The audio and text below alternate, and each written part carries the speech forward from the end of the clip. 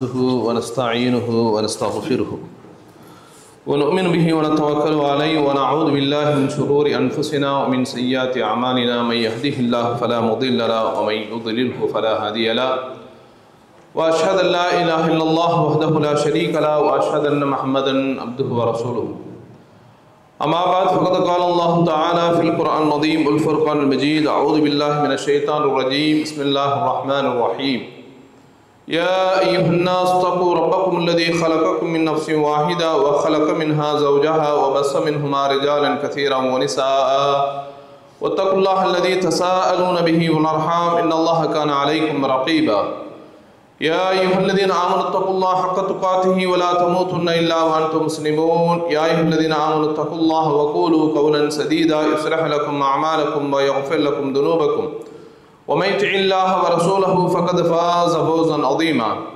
اللهم صل على محمد وعلى آل محمد كما صليت على إبراهيم وعلى آل إبراهيم إنك حميد مجيد اللهم بارك على محمد وعلى آل محمد كما باركت على إبراهيم وعلى آل إبراهيم إنك حميد مجيد அளவற்ற அல்லாஹ்வும் நிகரற்ற அன்புடையவனுமாகிய எல்லாமல்ல அல்லாஹ்விற்கு புகழ் அனைத்தும் ஸலவாத்தும் ஸலாமும் உத்தம தூதர் நபிகள் நாயகம் ஸல்லல்லாஹு அலைஹி வஸல்லம் அன்னவர்கள் மீதும் அன்னவருடைய குடும்பத்தவர்கள் உத்தம சஹாபாக்கள் நல்லவர்கள் நம் அனைவரின் மீதும் என்றென்று நிலவற்றுமாக. அன்பார்ந்த சகோதரர்களே, இன்றைய ஜும்மா உரையாக வழங்கப்பட்டுள்ள தலைப்பு குலூபுன் தஸ்கன்ஹுர் ரஹ்மா, இரக்கமுள்ள உள்ளம் அப்படிங்கிற தலைப்பு இன்றைக்கு வழங்கப்பட்டிருக்கிறது. அன்புக்குரிய சகோதரர்களே, அல்லாஹ் ஜல்லஷானஹு தஆலா இந்த உலகத்தில் படைத்திருக்கக்கூடிய எல்லா படைப்புகளுக்கும் அல்லாஹ் கல்பு என்று சொல்லக்கூடிய உள்ளத்தை அல்லாஹ் படைத்திருக்கிறான். இந்த உள்ளம்தான் ஒரு மனிதனை நன்மை செய்வதற்கும் ஒரு மனிதனை தீமை செய்வதற்கும் ஒரு மனிதனிடத்தில் கொடூர குணங்கள் உருவாகுவதற்கும் ஒரு மனிதனிடத்தில் இரக்க சிந்தனையும் அன்பும் பாசமும் ஏற்படுவதற்கு எல்லாத்துக்குமே அடிப்படையானது என்னவென்று சொன்னால் அல்லாஹ் தந்திருக்கக்கூடிய இந்த உள்ளம் கல்பு. அப்ப இந்த உள்ளத்துல நம்மிடத்துல அதிகமான இரக்க தன்மை உள்ள அந்த குணங்கள் நம்மிடத்துல உள்ளத்துல இருக்க வேண்டும் அப்படிங்கிறத நாம பார்க்க கடமைப்பட்டிருக்கிறோம். அன்பார்ந்த சகோதரர்களை, இந்த இரக்க குணம் அப்படிங்கிறது இது எல்லா தரப்பிலும் இருக்கிறது. அல்லாஹ்விடத்தில் இருக்கக்கூடிய இரக்க குணமும் உண்டு. அல்லாஹ்வுடைய தூதர் ஸல்லல்லாஹு அலைஹி வஸல்லம் வாழ்க்கையிலே அவர்கள் பல கட்டங்களில் இரக்கத்தன்மையோடு வாழ்ந்திருக்கிறார்கள், மக்களோடு பழகி இருக்கிறார்கள் அப்படிங்கிறத செய்தியும் பார்க்கிறோம். பொதுவாக மனிதரிடத்துல எல்லா வாழக்கூடிய சமூக மக்களிடத்திலையும் இரக்கத்தோடு நடக்கணும் அப்படிங்கிறதையும் பார்க்கிறோம். அதற்கும் ஒரு படி மேல போய் அதாவது விலங்கினங்களுடைய விஷயத்தில் கூட அதற்கும் நீங்க என்ன செய்யுங்க, அந்த விஷயத்துல இரக்கத்தை காட்டணும் அப்படின்னு மார்க்கம் என்ன செய்யுது சொல்லுது. அப்ப இந்த இரக்கம் என்பது எல்லோரிடத்திலும் எல்லா பழகக்கூடிய நம்ம சேர்ந்து இருக்கக்கூடிய எல்லா தரப்பு மக்களிடத்திலும் இந்த இரக்க குணம் வேண்டும் என்பதை மார்க்கம் நமக்கு ரொம்ப வலியுறுத்தி சொல்லுகிறது. அல்லாஹ்வுடைய தூதர் ஸல்லல்லாஹு அலைஹி வஸல்லம் அவர்கள் அல்லாஹ்வுடைய அந்த இரக்கத்தை பற்றி சொல்லி காமித்தார்கள். இன்னல்லாஹ லம்மா கதல் ஹல்க கதப இந்தஹு ஃபௌக அர்ஷிஹி இன்ன ரஹ்மதி சபகத் கதபி. புகாரியில முஸ்லிமில் இந்த ஹதீஸ் பதிவு செய்யப்பட்டிருக்கிறது. அல்லாஹ் படைப்புகளை எல்லாம் படைத்து விட்டு அவனுடைய அரிஷுக்கு மேலே அல்லாஹ் எழுதிவிட்டான், இன்ன ரஹ்மதி, என்னுடைய இரக்கமும் என்னுடைய அருளும் சபகத் கதபி, என்னுடைய கோபத்தை விட என்னுடைய இரக்க குணம் உங்களுக்கு முந்தி விட்டது என்று அல்லாஹ் தன்னுடைய அந்த அரிஷுக்கு மேலே எழுதி விட்டான் என்று அல்லாஹ்வுடைய தூதர் ஸல்லல்லாஹு அலைஹி வஸல்லம் அவர்கள் சொல்லக்கூடிய செய்திகளை பார்க்கிறோம். அப்ப அல்லாஹ்விடத்துல அவனிடத்தில் இருக்கக்கூடிய தண்டிக்கும் குணம், கண்டிக்கும் குணத்தை விட இரக்கப்படுதல், மனிதர்கள் மீது தன்னுடைய அடியார்கள் மீது அவன் அதிகமாக இரக்கப்படுகிறான் என்பது இந்த ஒரு ஹதீஸின் மூலமாக தெரிகிறது. அதனால தான் அல்லாஹ்வுடைய தூதர் ஒரு கட்டத்திலே மக்களுக்கு சொன்னார்கள், ஒரு தாய் தன்னுடைய குழந்தையை, பச்சிளம் குழந்தையை தன்னுடைய மார்போடு அணைத்து கொண்டு அந்த குழந்தைக்கு பாலூட்டி கொண்டிருக்கிறார். அல்லாஹ்வுடைய தூதர் ஸல்லல்லாஹு அலைஹி வஸல்லம் அவர்கள் அந்த தன்னுடைய சஹாபாக்களோடு என்ன செய்யறாங்க, அந்த இடத்தை கடந்து போறாங்க. கடந்து போகின்ற பொழுது அல்லாஹ்வுடைய தூதர் அந்த பெண்ணை பார்த்து சஹாபாக்கள்கிட்ட பேசுறாங்க, தரவுன ஹாதிஹில் மர்அத்து தாரிஹத்துன் வலதஹா ஃபின்னார். தோழர்களே, இதோ இந்த பெண் தன்னுடைய குழந்தைக்கு பாலூட்டி கொண்டிருக்கிறாளே, இந்த குழந்தையினுடைய தாய் அந்த குழந்தையை என்றைக்காவது ஒரு நாள் சந்தர்ப்பம் கிடைத்தால் நெருப்புல தூக்கி வீசி விடுவாளா? அந்த மாதிரியாக இந்த தாய் நடந்து கொள்வாளா என்று அல்லாஹ்வுடைய தூதர் கேட்டாங்க.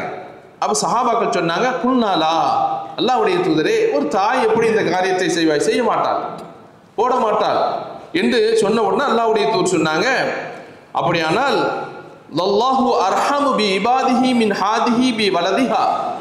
இந்த தாய் தன்னுடைய குழந்தையின் மீது எவ்வளவு அன்பும் பாசமும் நேசமும் வைத்திருக்கிறாளோ, இரக்கமும் கொள்வாளோ, அதை விட அல்லாஹ் தன்னுடைய அடியார்கள் மீது அதிகமான இரக்கம் வைத்திருக்கிறான் என்று அல்லாஹ்வுடைய தூதர் ஸல்லல்லாஹு அலைஹி வஸல்லம் அவர்கள் சொல்லக்கூடிய செய்தியும் புகாரி முஸ்லிம்ல பார்க்கும். அப்போ அல்லாஹ் இந்த அடியார்கள் தவறுகள் செய்தாலும் பாவங்கள் செய்தாலும் அவர்களை மன்னிக்க வேண்டும், அவர்களிடத்தில் அன்பு காட்ட வேண்டும், அவர்கள் மீது இரக்கம் காட்ட வேண்டும்ங்கிறதுல அல்லாஹ் அதிகமாக என்ன செய்யறான்? அதில் தான் தன்னை கவனத்தை செலுத்துகிறான், அதில் தான் அவனுடைய பண்பு இருக்கிறது என்பதை நாம் பார்க்கிறோம். அதனால்தான் அல்லாஹ் திருமறையில ஒரு வசனத்தில் சொல்லி காமிக்கிறான், அல்லதீன யஹ்மிலூனல் அர்ஷ வமன் ஹவ்லஹு.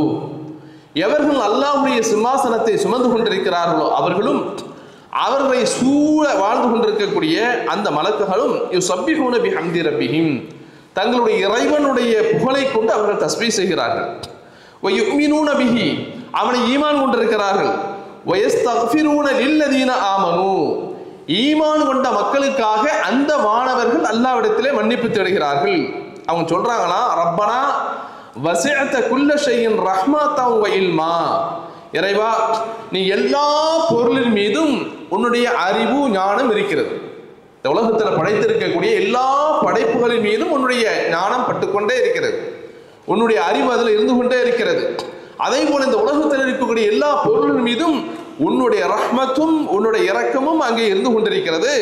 எனவே ஃபக்ஃபிர் லில்லதீன தாபு வத்தபஉ சபீலக வகிஹிம் அதாபல் ஜஹீம், எவர்களெல்லாம் உன்னிடத்தில் மன்னிப்பு தேடுகிறார்களோ, பாவத்தை செய்துவிட்டு அநீதங்களை செய்துவிட்டு அக்கிரமங்களை செய்துவிட்டு உன்னிடத்தில் வருந்தி மன்னிப்பு தேடுகின்றார்களோ அந்த மக்களுக்கும், அதே போல உன்னுடைய நேரான வழியை எவர்கள் பின்பற்றுகின்றார்களோ அந்த மக்களுக்கும் இறைவா அவருடைய பாவங்களை மன்னித்து விடுவாயாக, அவர்களை கடுமையான அந்த நரகத்தினுடைய வேதனையிலிருந்து நீ காப்பாற்றி விடு என்று வானவர்கள், அல்லாஹ்வுடைய அரிசை சுமக்கக்கூடிய அந்த வானவர்கள் நமக்காக அல்லாஹ்வுடைய இரக்கமும் அருளும் கிடைக்க வேண்டும் என்பதற்காக அல்லாஹ்விடத்தில் என்ன செய்றாங்க? பிரார்த்திக்கின்றார்கள் என்று அல்லாஹ் திருமறையில சொல்லி காமிக்கிறான். எனவே அன்பார்ந்த சகோதரர்களே, அப்போ இந்த உலகத்துல நாம் எவ்வளவுதான் அமல்களை செய்தாலும், நல்ல காரியங்களை நாம் செய்தாலும், அல்லாஹ்வுக்கு அவனுடைய வணக்க வழிபாடுகளை நிறைய செய்தாலும், நாளை மறுமை நாளில அல்லாஹ்விடத்தில் கொண்டு நிற்கின்ற பொழுது அல்லாஹ்வுடைய ரஹ்மத், அந்த இரக்கம், அல்லாஹ் நம்ம மீது இறக்கப்பட்டு என்னுடைய அடியான் வந்திருக்கிறான், அவனை மன்னிக்க வேண்டும், அவனுக்கு சொர்க்கத்தை கொடுக்க வேண்டும், அவனுக்கு எல்லா தண்டனைகளையும் அவனிடத்திலிருந்து காப்பாற்றி அவன் சொர்க்கத்திலே அவனை தள்ள வேண்டும்ங்கிற அந்த அருளும் இரக்கமும் இல்லை என்று சொன்னால் யாரும் சொர்க்க போக முடியாது. அல்லாஹ்வுடைய தூதர் ஸல்லல்லாஹு அலைஹி வஸல்லம் சொல்றாங்க, புகாரியில் இந்த ஹதீஸ் பதிவு செய்யப்பட்டிருக்கிறது, லை யுத்கில அஹதுன் அமலுஹுல் ஜன்னா, உங்களிலே எவரையும் உங்களுடைய அமல்கள் சொர்க்கத்தில் செல்ல வைக்காது அப்படிங்கிறாங்க. நீங்க செய்யக்கூடிய அமல்கள் செயல்கள் உங்களை சொர்க்கத்தில் நுழைக்க வைக்காது அப்படின்னு சொன்ன உடனே பாலு வலா அன்த யா ரசூலல்லாஹ், சஹாபாக்கள் கேட்டாங்க, அல்லாஹ்வுடைய தூதரே உங்களுக்கும் அது உண்டா அப்படிங்கிறாங்க. ஏன்னா நம்ம விட அதிகமாக வணங்கியவர்கள் அல்லாஹ்வுடைய தூதர் சொன்னாங்களா இல்லையா, இன்னி அஹ்ராக்கும் லில்லாஹ், உங்களை எல்லாம் விட நான் வணக்க வழிபாடுகளிலே அல்லாஹ்வை அஞ்சக்கூடிய விஷயத்துல மிக கடுமையாக நடந்து கொள்வேன், அதுல கடுமையாக நம்ம என்ன செய்வோம், முயற்சி செய்வேன் உங்களை விட அப்படி சொல்லக்கூடிய அல்லாஹ்வுடைய தூதரே, அவங்களையும் சஹாபாக்கள் கேட்டாங்க, அல்லாஹ்வுடைய தூதரே நீங்களும் உங்களுடைய செயல்களால் சொர்க்கம் போக முடியாதா என்று சொன்ன உடனே அல்லாஹ்வுடைய தூதர் சொன்னாங்க, காலலா, முடியாது, வலா அன இல்லா அன யதகம்மது அல்லாஹ் பி ஃபضலி வ ரஹ்மா, ஆனாலும் அல்லாஹ் என்னை தன்னுடைய அருளை கொண்டு அவனுடைய ரஹ்மத்தை கொண்டு என்ன செய்திருக்கிறான், என்னை மூடி இருக்கிறான், என்னை சூழ அல்லாஹ்வுடைய அருளை தந்திருக்கிறான் என்று அல்லாஹ்வுடைய தூதர் ஸல்லல்லாஹு அலைஹி வஸல்லம் அவர்கள் சொல்றாங்க. அப்படின்னா அப்ப நாளைக்கு மறுமை நாளில நாம் எவ்வளவுதான் அமல்கள் செய்தாலும் அல்லாஹ்வுடைய அந்த கருணை பார்வை, அல்லாஹ்வுடைய இரக்கம் என்பது நம்மீல பட்டுச்சுன்னா தான் அங்க வெற்றி. மறுமை நாளுடைய வெற்றி எப்போ கிடைக்கும் அப்படின்னா அல்லாஹ்வுடைய அருள், அல்லாஹ்வுடைய அந்த அருளுடைய பார்வை நம் மீது பட வேண்டும். அல்லாஹ் என்னுடைய அடியான், இவனை நான் மன்னிக்க வேண்டும், இவனை சொர்க்கத்துக்கு அனுப்பணும், இவனுடைய எல்லா தவறுகளையும் நான் மன்னிச்சிடணும் அப்படிங்கிற அந்த எண்ணத்தோடு அந்த பார்வையோடு அல்லாஹ் ஒரு அடியானை பார்த்து விட்டான் என்று சொன்னால் அவன் வெற்றி பெற்று விடுவான் என்று அல்லாஹ்வுடைய தூதர் ஸல்லல்லாஹு அலைஹி வஸல்லம் அவர்கள் இந்த செய்தியில சொல்லக்கூடிய செய்தியில இந்த ஹதீஸ்ல பார்க்கிறோம். அன்பார்ந்த சகோதரர்களே, அப்ப அல்லாஹ்விடத்துல அருள் இருக்கிறது என்பதற்கு பல்வேறு செய்திகள் நமக்கு சான்றாக இருக்கிறது. அதே போல அல்லாஹ்வுடைய தூதர் இருக்கிறாங்க பாருங்க, ரசூல், அல்லாஹ்வுடைய தூதர் ஸல்லல்லாஹு அலைஹி வஸல்லம் அவர்களும் இந்த உம்மத்துல சமூகத்துல வாழுகின்ற பொழுது இரக்கத்தோடு வாழ்ந்திருக்கிறார்கள் அப்படிங்கிற பல்வேறு சம்பவங்களை பார்க்கிறோம். அதுல ஒரு செய்தி தான் அல்லாஹ் குர்ஆன்ல சொல்றான், ஃபபிமா ரஹ்மத்தின் மினல்லாஹி லின்த லஹும் வலவ் குன்த ஃபல்லன் கலீலல் கல்பி லன்ஃபல்லு மின் ஹவ்லிக ஃபஅஃபு அன்ஹும் வஸ்தக்ஃபிர் லஹும் வஷாவிர்ஹும் ஃபில் அம்ர் என்று அல்லாஹ் குர்ஆன்ல சொல்லி காமிக்கிறான். நபியே, அல்லாஹ்வுடைய அருளின் காரணமாகத்தான் இந்த மக்களிடத்தில் நீங்கள் இரக்கமாக, மென்மையாக, அன்பாக நீங்கள் நடந்து கொண்டீர்கள். இல்லை என்று சொன்னால் நீங்கள் கடின குணமுள்ளவர்களாக, மிக மோசமானவராக நீங்கள் நடந்து கொண்டீர்கள் என்று சொன்னால் இந்த மக்கள் உங்களை விட்டு எல்லாம் ஓடி இருப்பாங்களா இல்லையா? அல்லாஹ்வுடைய தூதர் ஸல்லல்லாஹு அலைஹி வஸல்லம் அவர்கள் சஹாபாக்களுடைய வாழ்க்கையை நம்ம பார்க்கின்ற பொழுது சொந்த உறவுகளை விட்டு, இரத்த உறவுகளை விட்டு, குடும்பத்தை விட்டு, மனைவி மக்களை எல்லாம் விட்டு ஒரு பக்கத்தில் விட்டு வச்சுட்டு ரசூலோடு வாழ வேண்டும்ங்கிற எண்ணத்தோடு மதீனாவிலே பல சஹாபாக்கள் வந்து தங்கினாங்க. அவங்களுடைய உறவுகளை வந்து அழைக்கின்ற பொழுது கூட, வாங்க வீட்டுக்கு வாங்க என்று அழைக்கின்ற போது கூட, இல்லை இந்த தூதரோடு தான் என்னுடைய வாழ்க்கையை நான் கழிப்பேன் என்று சொல்லக்கூடிய மக்கள் எல்லாம் அன்றைக்கு வாழ்ந்தார்கள் என்று சொன்னால் என்ன காரணம்? அவர் எல்லா தரப்பு மக்களின் மீது அன்பு காட்டினார். எல்லா மக்களிடத்திலும் அவரிடத்தில் இரக்கத்தன்மை இருந்ததுங்கிறத பல சம்பவங்கள் மூலமாக நம்ம பார்க்கிறோம். சில சஹாபாக்கள் அல்லாஹ்வுடைய தூதரை பார்ப்பதற்கான தேவை இருக்காது, எந்த தேவையும் இல்லை, பேசுவதற்கோ வேற ஏதாவது செய்திகளை கேட்பதற்கோ எதுவுமே இருக்காது. இருந்தும் கூட அல்லாஹ்வுடைய தூதர் முகத்தை பார்த்துட்டாவது வரணும் அப்படிங்கிறதுக்காண்டி வருவான்.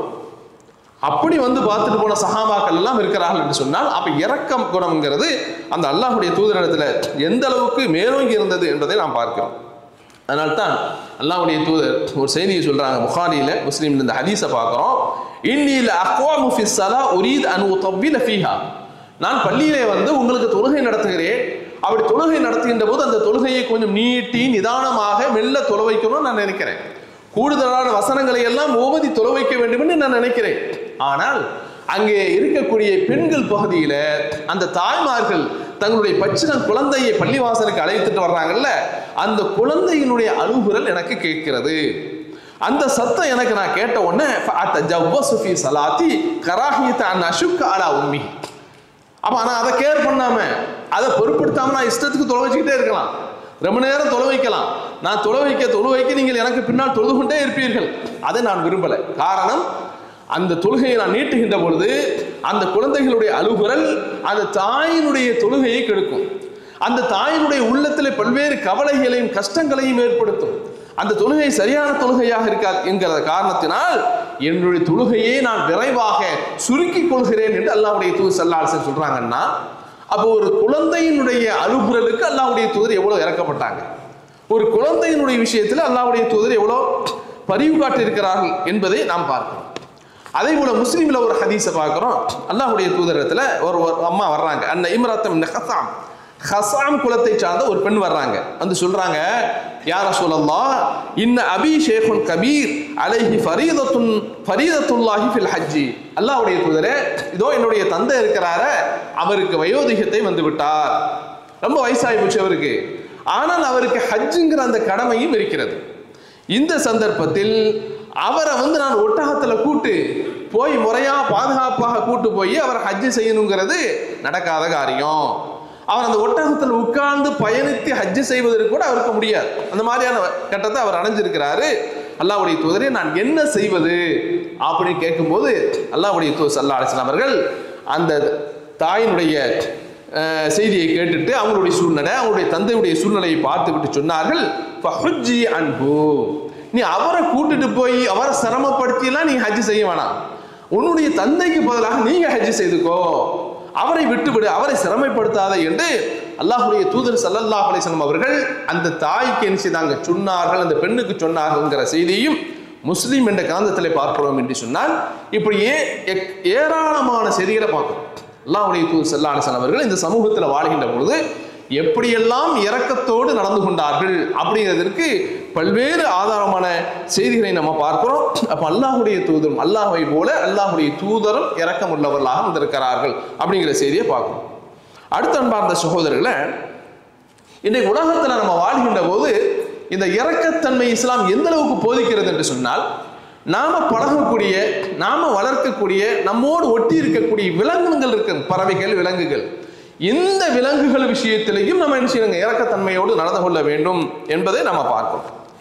அல்லாஹ்வுடைய தூதர் சொல்றாங்க, முஸ்லிமில் ஒரு ஹதீஸை பார்க்கிறோம், இன்னல்லாஹ கதபல் இஹ்சான அலா குல்லி ஷை. அல்லாஹ் அழகு அப்படிங்கிறத, உபகாரம், உதவிங்கிறத எல்லா விஷயத்திலுமே அல்லாஹ் என்ன செய்திருக்கான், அவங்களுக்கு போதிக்கிறான்.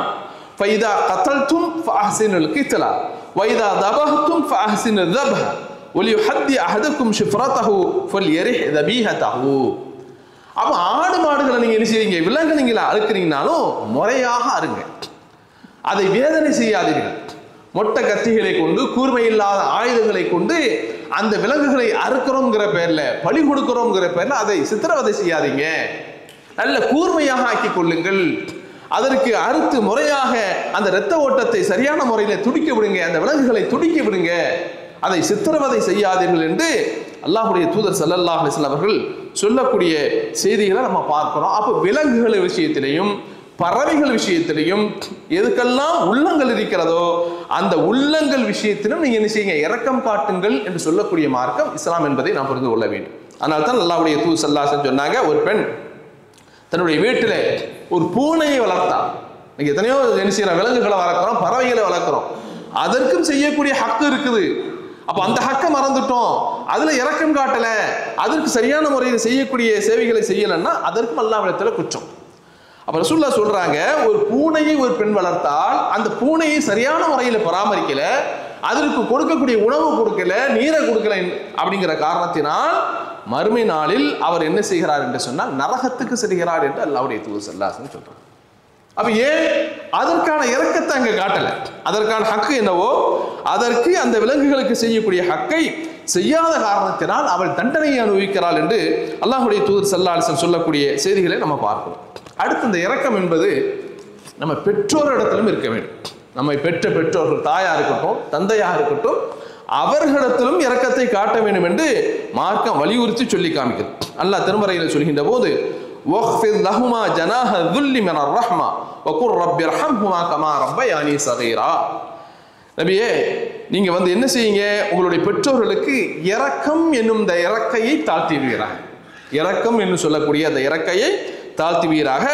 உங்களுடைய பெற்றோர்களுக்காக நீங்கள் துஆ செய்யுங்கள். குர் ரப்பி ரஹம்ஹுமா கமா ரப்பயானி ஸகீரா. இறைவா, நான் சிறுவராயத்திலே இருக்கின்ற பொழுது என்னை இரக்கத்தோடு, அன்போடு, பாசத்தோடு எப்படி என்னுடைய பெற்றோர்கள் வளர்த்தார்களோ இறைவா, அதை போன்று இந்த நேரத்திலே இந்த தினங்களிலே என்னுடைய பெற்றோர்களுக்கு நீ அருள் செய்வாயாக என்று நீங்கள் துஆ செய்யுங்கள் என்று அல்லாஹ் நமக்கு சொல்லி காமிக்கிறான் என்று சொன்னால், அப்போ பெற்றோர்களிடத்திலே பேசுகின்ற பொழுது, பழகுகின்ற பொழுது, வார்த்தைகளை சொல்லுகின்ற பொழுது நல்ல வார்த்தை சொல்லுங்கள், இரக்கத்தோடு என்ன செய்யுங்க, பேசுங்க, அன்போடு பேசுங்க, கடிந்து பேசாதீர்கள், எரிந்து பேசாதீர்கள் என்று இந்த வசனம் நமக்கு போதிக்கிறது என்று சொன்னால், அப்போ பெற்றோர்கள் விஷயத்திலும் இரக்கம் காட்ட வேண்டும். அடுத்ததாக பொதுவாக இந்த உலகத்தில் வாழ்கின்ற போது எல்லா மக்கள்கிட்டையும் என்ன செய்யுங்க, இரக்கம் காட்டணும் அப்படிங்கிறதையும் மார்க்கம் சொல்லி காமிக்கிறது. அர்-ராஹிமூன் யர்ஹமுஹுர் ரஹ்மான் யர்ஹமு மன் ஃபில் அர்த் யர்ஹமுக்கும் மன் ஃபிஸ் ஸமா. திருமதியிலே பதிவு செய்யப்பட்ட ஒரு ஹதீஸ். அல்லாஹ் இருக்கிறானே, அவன் இந்த உலகத்தில் இருக்கக்கூடிய எல்லாரும் மீதும் இரக்கம் காட்டக்கூடியவன், எல்லா தன்னுடைய அடியார்கள் மீதும் எல்லோருக்கும் இரக்கம் காட்டக்கூடியவன். எனவே பூமியிலே வாழக்கூடிய மக்களுக்கு நீங்கள் இரக்கம் காட்டுங்கள், வானில் உள்ளவன் உங்களுக்கு இரக்கம் காட்டுவான். பூமியிலே வசிக்கக்கூடிய, உங்களை சார்ந்து இருக்கக்கூடிய பக்கத்து வீட்டுக்காரங்க, நண்பர்கள், உறவுகள், சொந்தம், பந்தம் யாராக இருந்தாலும் அவர்கள் மீது நீங்க என்ன செய்யுங்க, இரக்கம் காட்டுங்கள்.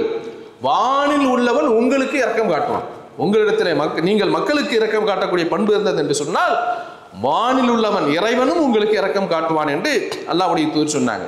இன்னொரு செய்தியில சொன்னாங்க, மன்லா யர்ஹமுன் நாஸ லா யர்ஹமுல்லாஹ். மக்களிடத்தில் யாரெல்லாம் இரக்கம் காட்டவில்லையோ அல்லாஹ் அவர்களுக்கு ஒருபோதும் இரக்கம் காட்ட மாட்டான். அப்ப இரக்கம் என்பது ஒரு செய்தியை பார்க்கிறோம், ஒரு சம்பவத்தை பார்க்கிறோம், அதனால் கண்கள் கண்ணீர் வடிக்கிறது, உள்ளங்கள் வருத்தப்படுகிறது என்று சொன்னால் இதெல்லாம் இரக்கத்தினுடைய அடையாளங்கள். அப்ப அந்த இரக்க சிந்தனை உங்களிடத்தில் இருக்குமே ஆனால் அல்லாஹும் உங்களுக்கு என்ன செய்வான், இரக்கம் காட்டுவான். இல்லை என்றால் உங்களுக்கு இரக்கம் காட்ட மாட்டான் என்று அல்லாஹ்வுடைய தூதர் ஸல்லல்லாஹு அலைஹி வஸல்லம் சொல்றாங்க. அதனால்தான் அல்லாஹ்வுடைய தூதருடைய பாசறையிலே வளர்ந்த, அல்லாஹ்வுடைய தூதரோடு நட்பு கொண்ட சஹாபாக்கள் இந்த பண்புகளை அதிகமாக பெற்றார்கள். இந்த பண்புகளை அதிகமாக பெற்றார்கள். அவர்கள் எந்த சந்தர்ப்பத்திலும், எந்த பதவிக்கும், எந்த பொறுப்புக்கும், எந்த சூழ்நிலையிலும் வந்தாலும் அவர்கள் அல்லாஹ்வுடைய தூதரிடத்தில் என்ன பாடத்தை பெற்றார்களோ அதிலிருந்து என்ன செய்ய மாட்டாங்க, நகர மாட்டாங்க. அதிலிருந்து என்ன செய்ய மாட்டாங்க, மாற மாட்டாங்க. அல்லாஹ்வுடைய தூதர் எதை சொல்லி கொடுத்தாங்களோ, எதை கற்றுக்கொண்டார்களோ அதை என்ன செய்வாங்க, மக்கள் இடத்துல அப்படி செயல்படுத்தக்கூடியவர்களாக இருந்தார்கள் அப்படிங்கிற செய்தியை பார்க்கணும். உமர் ஃபாரூக் ரலியல்லாஹு அன்ஹு, உமர் இப்னு கத்தாப், அந்த உமர் ரலியல்லாஹு தஆலா அவருடைய வாழ்க்கையை நம்ம பார்த்தோம் என்று சொன்னால் ஒரு பெரிய ஆட்சியாளர். உமர் பேரை கேட்டால் ஷைத்தானும் பயப்படுவான், மக்களுக்கும் பயம். ஏன்னா அவ்வளவு கண்டிப்பான ஒரு ஆட்சியாளர், சத்தியத்தை சொல்லக்கூடியவர், அநீதத்துக்கோ அநியாயத்துக்கோ துணை போகாத ஒரு ஆட்சியாளர். அல்லாஹ்வுடைய தூதருடைய காலத்தில் அப்படித்தான் வாழ்ந்தார்கள். முனாஃபிக்குகளுக்கு ரசூலுல்லாஹ் தொலை வைக்கிறாங்க. முனாஃபிக்கினுடைய தலைவர் அப்துல்லா இப்னு உபை இப்னு சலூல் அவர் இறந்துட்டாரு. அத்தனை அநியாயங்களையும் செய்தவன் அவன் தான். அன்றைக்கு முஸ்லிம்களுக்கு சொல்லனா தொல்லைகளை கொடுத்தவன் அப்துல்லா, அந்த உபை இப்னு சலூல். ஆனால் முனாஃபிக்கினுடைய தலைவன் என்று பெயர் பெற்றான். அவருடைய மகன் அப்துல்லா, அவர் இஸ்லாத்தை ஏற்றிருக்கிறாரு, ரசூலுல்லாஹ்வோடு வாழ்ந்து கொண்டிருக்கிறாரு. தந்தை எதிரணியிலே இருக்கிறார், இறந்து விட்டார். இறக்கின்ற போது அல்லாஹ்வுடைய தூதர்கிட்ட வந்து மகன் கேட்கிறார், அல்லாஹ்வுடைய தூதரே உங்களுடைய ஆடையை கொடுங்கள், நீங்க போட்டிருக்கக்கூடிய சட்டை, அந்த சட்டையிலேயே என்னுடைய தந்தையை நான் கஃனிட வேண்டும் என்று ஆசைப்படுகிறேன் தாங்கன்னார். அல்லாஹ்வுடைய தூதர் ஸல்லல்லாஹு அலைஹி வஸல்லம் அதையும் கட்டி கொடுத்தாங்க. எந்த சிந்தனை வரல, அவர் பண்ண அநியாயம் அக்கிரமோ சமூகத்துக்கு செய்தது எதுவுமே அவருக்கு ஞாபகம் வரல. அந்த மரண நேரத்தில் கூட சரி தொலைஞ்சு போட்டோம், போயிட்டு போட்டோம் அப்படிங்கிறத ரசூலுல்லாஹ் நினைச்சிருந்தாங்க. சட்டையும் கட்டி கொடுத்தாங்க. அதையும் தாண்டி மகன் கோரிக்கை வைத்தார், அல்லாஹ்வுடைய தூதரே என்னுடைய தந்தைக்கு நீங்க தான் தொலை வைக்கணும் அப்படிங்கிற செய்தியும் சொன்னார். அந்த ஆசையும் விட்டார், அந்த கோரிக்கையும் வைத்தார். அல்லாஹ்வுடைய தூதர் அதற்கும் சம்மதம் தெரிவித்து போய் தொலை வைக்க போறாங்க. உமர் ரலியல்லாஹு தஆலா அவர்கள் சட்டையை பிடிச்சி இழுக்கிறாங்க, ரசூலுல்லாஹ்வுடைய சட்டையை பிடிச்சி. யாருக்கு தொலை வைக்க போறீங்க, அநியாயம் பிடிச்சவன், அக்கிரம் பிடிச்சவன், இந்த சமூகத்தை கருவறுத்தவன், இப்படிப்பட்ட ஒரு அநியாயக்காரனுக்கு நீங்க போய் தொலை வைக்கணும், நீங்க செய்யக்கூடாது, இந்த காரியத்தை நீங்கள் செய்யக்கூடாது என்று சட்டையை பிடித்து எடுத்தார்.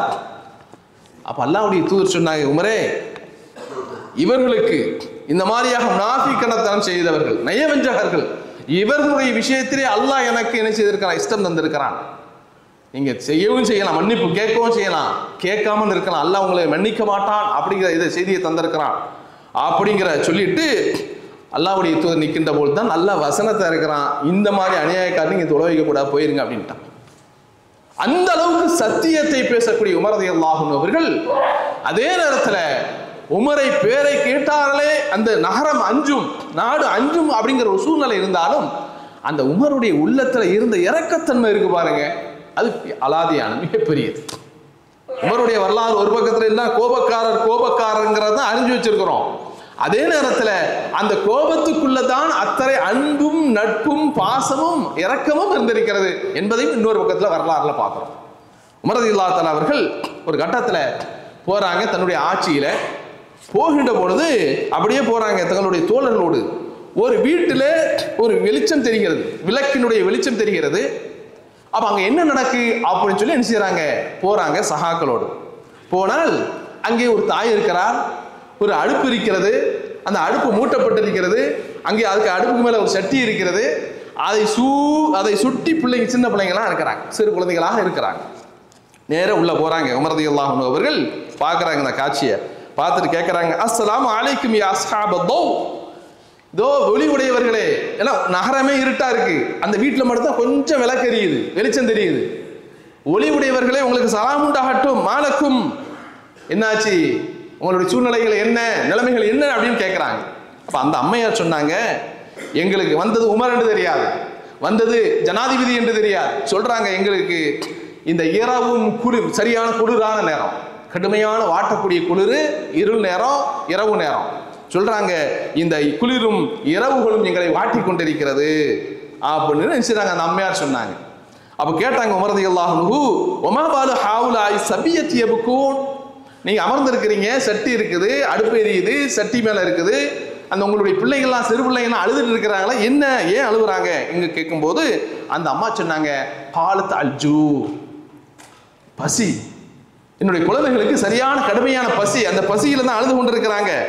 நான் என்ன செய்கிறேன், அந்த குழந்தைகளுக்கு பசியை போக்குவதற்கு எனக்கு எந்த உணவும் இல்லை, என்கிட்ட வசதி வாய்ப்பு இல்லை.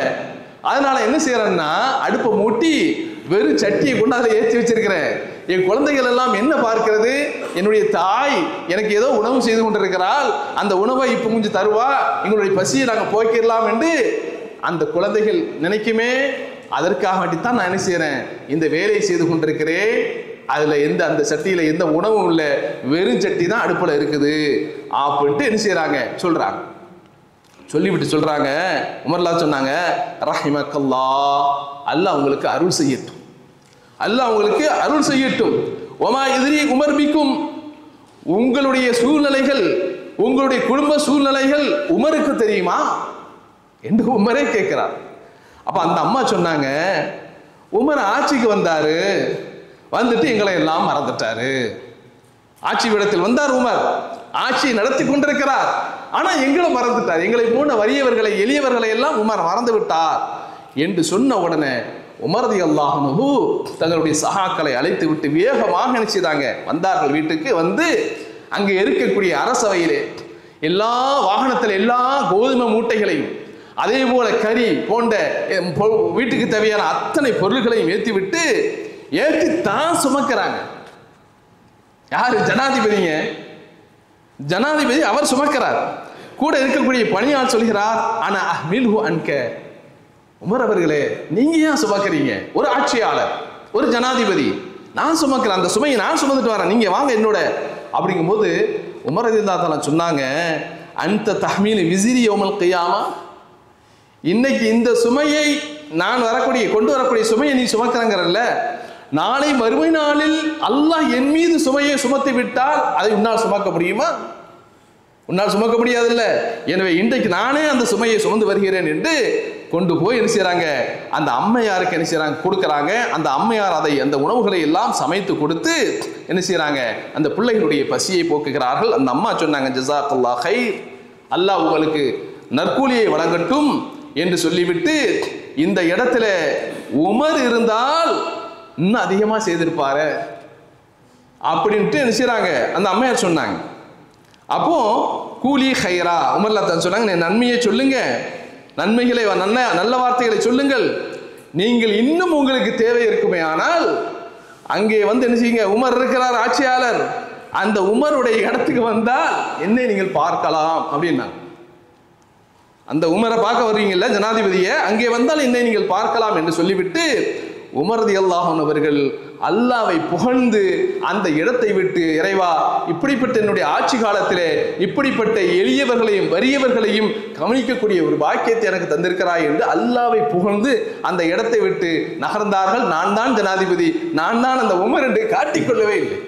அப்படியானால் அந்த உமர் இடத்துல எவ்வளவு இரக்கத்தன்மை இருந்ததுப்பா ஏழைகள் மீது. இன்னைக்கு இருக்கக்கூடிய ஆட்சியாளர் புடுங்கி திங்கிறதுக்கு தயாரா இருக்கிறான். அத்தனை சொத்துகளையும் இன்னைக்கு புடுங்கி திங்கிறதுக்கு, ஏழையுடைய சொத்துக்களை எளியவர்களுடைய சொத்துக்களை புடுங்கி தின்பதற்கு இன்னைக்கு ஆட்சியாளர்கள் தயாராக இருக்கிறாங்க தங்களை வளர்த்துக் கொள்வதற்கு. அந்த உமர் ரலியல்லாஹு தஆலாவுடைய ஆட்சியை பாருங்க, எவ்வளவு சிறந்த ஒரு ஆட்சி. அப்போ உமர் ரலியல்லாஹு தஆலா அவர்கள் கடுமையான கோபக்காரராக இருந்தாலும் இன்னொரு பக்கத்தில் உள்ளத்திலே எல்லா இரக்கத்தன்மை கொண்டவர்களாகவும் இருந்திருக்கிறார்கள் அப்படிங்கிற வரலாறு நம்ம பார்க்கிறோம் என்று சொன்னார். எனவே அன்பார்ந்த சகோதரர்களாக இந்த உலகத்தில் வாழ்கின்ற பொழுது எல்லா மக்களிடத்திலும் எல்லா தரப்பு மக்களிடத்திலும் அன்பு காட்டுங்கள், இரக்கம் காட்டுங்கள். அப்படி இரக்கம் காட்டுகின்ற பொழுதுதான் இறைவனுடைய இரக்கத்திற்கும் உரியவர்களாக நாம் மாற முடியும் என்பதை நாம் மறந்துவிடக்கூடாது. எல்லாம் அல்லாஹ் அப்படிப்பட்ட நல்லவர்களாக நாம் அனைவரையும் ஆக்கிடுவானாக.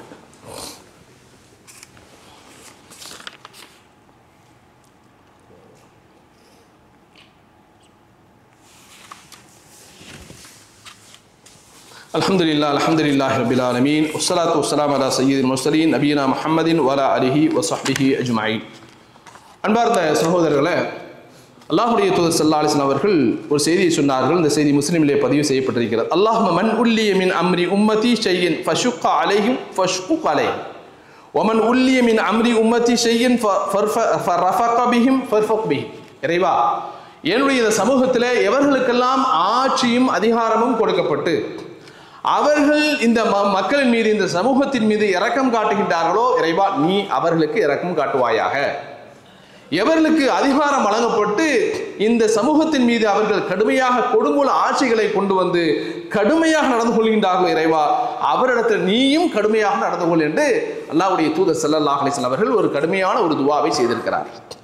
அப்ப இன்னைக்கு இந்த இரக்கம் என்பது இன்னைக்கு யாரிடத்துல இல்லை அப்படின்னு சொன்னா, எங்கெல்லாம் பதவியும் பொறுப்பும் அதிகாரமும் ஆட்சியும் இருக்கிறதோ அங்கெல்லாம் இரக்கம்ங்கிறது இன்னைக்கு என்ன செய்யுதுங்க, கீழே தள்ளப்படுகிறது. இரக்க சிந்தனையை விட்டு விட்டு அவரிடத்துல அதிகாரத்தை எப்படி பயன்படுத்துறது, செல்வாக்கை எப்படி பயன்படுத்துறது அப்படிங்கிறது தான் இன்னைக்கு நிறைய இடங்கள்ல மேலோங்கி இருக்குது. காரணம், நான் பதவியில் இருக்கிறேன், நான் உனக்கு மேல பதவியில் இருக்கிறேன், உன்னை நான் என்ன செய்யறேன், வேலை வாங்குறேன் அப்படிங்கிற அந்த அதிகார திமிரில் அதிகார மையத்தை வைத்து இன்னைக்கு என்ன செய்யறாங்க, இந்த இரக்கத்தன்மை நிறைய பேர்ட்ட இல்லாமலே என்ன செய்யுங்க பல கட்டங்களில் போகிறது. குறிப்பாக இன்றைக்கு இருக்கக்கூடிய ஆட்சியாளர்களிடத்தில் அது இல்லை. இங்க நம்ம நாட்டை பொறுத்தவரை பார்க்கிறோம், எல்லா சட்டங்களையும் கொண்டு வந்தாங்க. முத்தலாக் சட்டம்னா இப்படி ஒவ்வொரு சட்டத்தையும் சிஏ, என்ஆர்சி போன்ற பல்வேறு சட்டங்களை கொண்டு வந்து இப்போ நேற்றைய தினத்தில் என்ன கொண்டு வந்துட்டான் அப்படின்னா வக்ஃபு திருத்த சட்டம் அப்படின்னு பார்த்தான். எங்கடா கிடக்குதுன்னு பார்த்தான். ஏன்னா கொள்ளடிச்சு வெளிநாட்டுக்கும் போயாச்சு, நாட்டை கொள்ளடிச்சாச்சு, எல்லாத்தையும் இதை பிடிங்கி எடுத்தாச்சு. இப்போ பார்த்தான் கண்ணு எங்கே இருக்குது பார்த்தோன்னு சொன்னால் வக்ஃபு, முஸ்லீம்களுக்குள்ள சொத்து பெருவாரியான சொத்து இருக்கிறது. முஸ்லீம்களுக்கு இருக்கக்கூடிய சொத்து ஒரு பெருவாரியான சொத்து.